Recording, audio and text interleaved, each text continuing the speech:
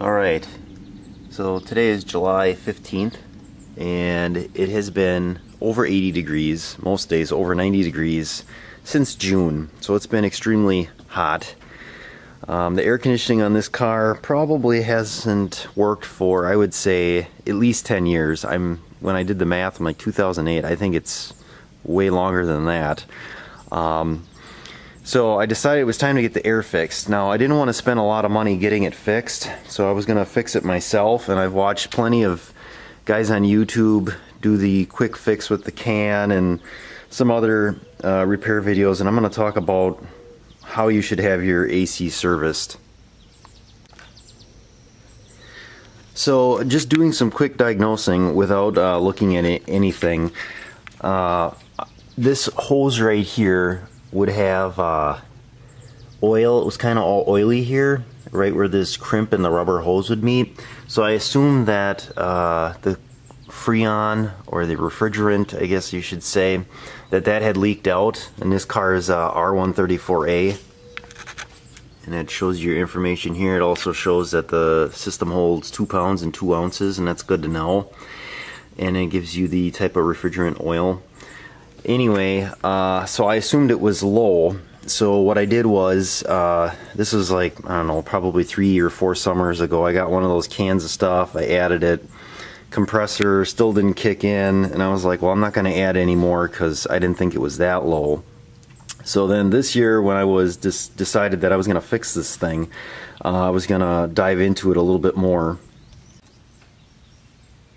Alright, so I was going to do some quick diagnosing on it, and I went to the Ford website to look it up, and what I found was on this car, this is the low pressure, or I think Ford calls it the cycling switch for the compressor, and you can check to see if your compressor is running or if this switch is bad. So what I did was jumped it, because it's just a 2-wire with a little piece of wire on the connector, and as soon as I did that, the AC compressor kicked in. So right below the power steering, that's your AC compressor, and the clutch part here, that actually kicked in. So I was like, oh, that's good. I left it run a little bit, but there was no cold air. So at that point, I knew I had 1 or 2 issues. One, it's definitely low on refrigerant, R134A, because it doesn't get cold, and or that switch is also bad because it's not kicking in. But at that point I thought, okay, it just needs a recharge, because that switch is sensing there's not enough refrigerant. It's not letting the compressor kick in. So jumping back to why the refrigerant would be low, I assumed that this line here needed to be replaced, because like I said, it was all oily at one point, so I'm assuming that the refrigerant had come out. So, and like I said, I watch videos, and you guys are buying these Harbor Freight gauge sets to do the AC. It gives you the low side and high side pressure, and then there's a port for vacuum and filling. Part of the problem with that is I don't have a vacuum pump for pulling a vacuum on this system the way you should do it. And I really don't feel confident in anything Harbor Freight sells in the way of gauges. I just feel like if you're going to spend the money, I think the gauges were like 59 bucks plus tax. I wasn't about to spend that kind of money if I could take it to a certified shop that does AC every day. So with that being said, if we would have the proper tools at work to do AC, which I'm thinking in the future we might, I would have did this at work. There really isn't much to it. But like I said, without having those 2 proper things, a decent gauge set, and then the vacuum pump to pull a vacuum on the system, I wasn't about to attempt it without knowing that hose was good. So I took it in to a place, and I explained to them what I all did, and they probably kind of seemed annoyed with me because I was way over the top. But I explained, I jumped the switch there, and I said I think the hose is leaking, and I wrote it all down. And he said, well, we're just going to treat this as a service on your air conditioning system. It'll be $95, and I'll give you a call if it's anything more than that.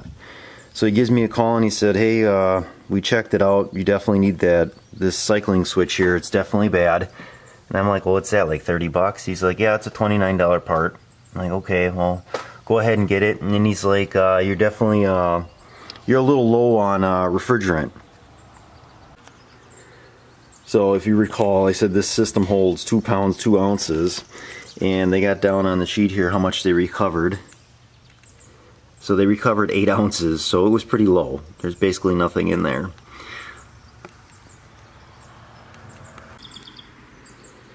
I could have replaced that cycling switch or the low pressure switch myself had I known that's what it was for sure, but I didn't, so I just had them do it since they had it there. And they went through the entire system. He said they pulled a vacuum on it and they couldn't find any leaks anywhere, which kind of surprises me that this crimped hose here, this metal and rubber connection hose here, isn't leaking, knowing that it was all oily. So they pulled a vacuum. I think he said they added like 4 ounces of compressor oil, and then they added the refrigerant. So the total out the door was like a little over 200, which is enough because I think they charged me like 80 bucks to put that switch in or something, but whatever, I know it was done correctly. And then they also added a dye, so we can check it later to see if anything's leaking. And he's like, you can come back and get a free check for leaks with the dye or whatever. And I'm like, oh, that's nice. So, but it still doesn't explain where did the refrigerant go, and I think I know the answer to that. So if you follow all the lines kind of around, like this line here too also has a metal crimp connection, but in the past that's never been oily. Nothing here ever looked questionable. I'm pretty sure that the condenser isn't leaked or cracked. There's nothing down in here that was ever oily or anything. This is your high side here. So this car sits a lot over, I don't know, probably at least 6 months, maybe 7 months over winter. It doesn't get driven at all here up in Wisconsin. So what I do have issues with are gaskets getting dry. So when this car sits, I usually start it about every 2 weeks or 15 days, something like that. This car will be dripping oil from the rear main, and there also will be a coolant leak towards the front of the car. So when it sits like that, everything kind of dries out. You know, I start it and run it just to keep the fuel kind of moving in the system at every 2 weeks or so. But like I said, I'll get a leak from the rear main, and then I also get antifreeze leak up in the front, or coolant leak. And it's just because the stuff gets dry. As soon as I start driving it, like over the summer here now, no leaks. There'll be nothing on the floor, nothing dripping, so everything kind of like must swell up again from having the fluids kind of moving and the car getting up to operating temperature and all that. I'm thinking that's the same thing with that crimped hose, that's the exact same issue. So we're just going to have to kind of keep an eye on that. I am going to take it back in and have them do a check with the dye just to make sure that nothing's leaking, but I'm willing to bet that's what it is, because I've had that issue since I first got the car, and that would be back in 1996. Over the winter, the rear main was leaking. I took it in. It was under warranty. They replaced the rear main. Didn't leak. The next winter when it was in storage again, exact same thing. It started leaking again. And then as soon as you would start driving it over the summer, it kind of went away. And I was like, oh, okay. So that's kind of just the way it works. And that might be the way it works with any cars that kind of go into storage for a longer length of time. You're going to end up with stuff drying out. So I don't know, it's just something to keep your eye on if you got a car that you do storage with. Don't get too bent out of shape if it leaks a little bit. So in closing this here, I would not spend the money on a Harbor Freight gauge set, because I don't know that it would be accurate. And then you'd also have to buy a vacuum pump. You're probably going to be out $100 right there, plus whatever your cost of refrigerant that you need. And like I said, for 95 bucks, they could have had this thing charged up if there was no issues with parts or whatever. So I don't know that I'd do it or spend the time on it, because you're going to get lopsided on tools. And if I was to buy a gauge set, I think I'd spend the money on a decent set to make sure that it's accurate. And honestly, this is the only car I've had AC issues with. I had a Crown Victoria that I've had many years, and I never had any issues with the AC on that, never had it charged.